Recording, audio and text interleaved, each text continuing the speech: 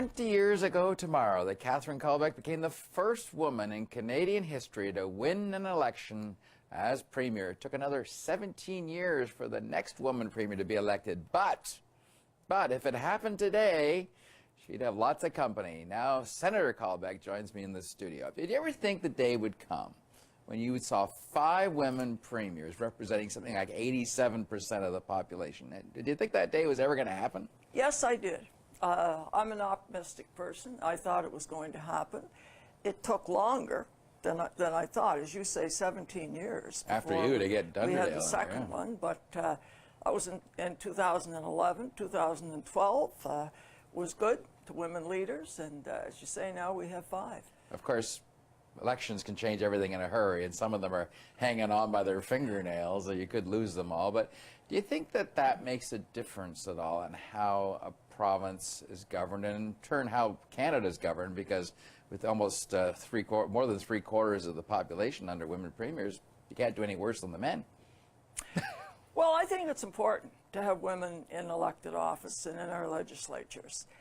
We make up over 50% of the population, and I think it's important that our views be heard as well as the men. I'm told that the Conference Board of Canada has done studies that have determined when decisions in a group or in a company or whatever are made by men and women, that the decisions tend to be better than if they're just made by men. Mm-hmm. So, yes, I think it is important, and it's great to see women stepping forward and taking leadership roles. One thing it does, I think, is it inspires the younger generation because they see themselves in these positions and they don't suddenly see a glass ceiling there anymore. Is that an accurate assumption? Well, I think there's certainly more role models, not just in politics, but everywhere. Women are really stepping up to the plate, and look at the number of women lawyers, doctors, mm-hmm. And they're getting into the trades and just all kinds of careers, and I think that's wonderful. Not to mention we have a Supreme Court Chief Justice that's a woman, a leader of the government in the Senate's a woman, and a very powerful influence. Do you sense are you happy with that level of progress, or is it just sort of a coincidence that these all have become at once and it could all fade away in a hurry?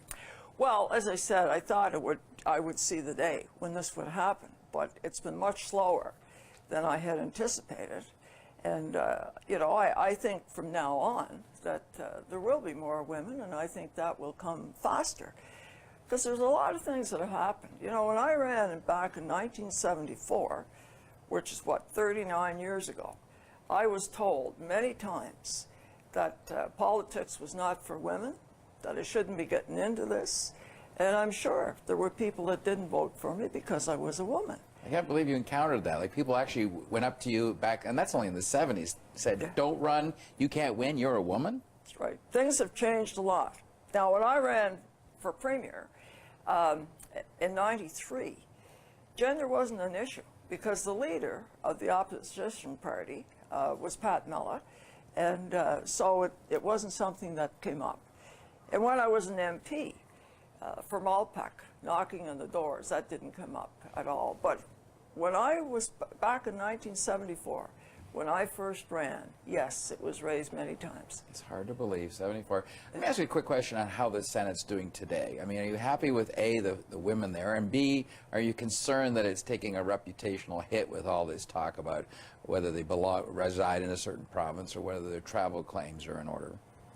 Well, I think the number of women there, I think it's about 35% now. Yeah. And better than the House of Commons. Yes, which is roughly 24, 22, mm-hmm. 24. Well, there's no question. The Senate is taking a hit with all the press, but we have procedures in place. There's a process, and the Senate is working through that, and we'll have to wait and see the results. We'll be pleased to know the results that came out today showed that most senators, or a lot of senators, cut their claims rather dramatically in light of the spotlight. So I guess it shows you exposure sometimes can force changes in behavior. Is that right? I haven't seen that report, so I really can't comment. All right, fair enough. Senator, we appreciate you coming in, and congratulations, 20-year anniversary of a major milestone in Canadian history. Thank you very much.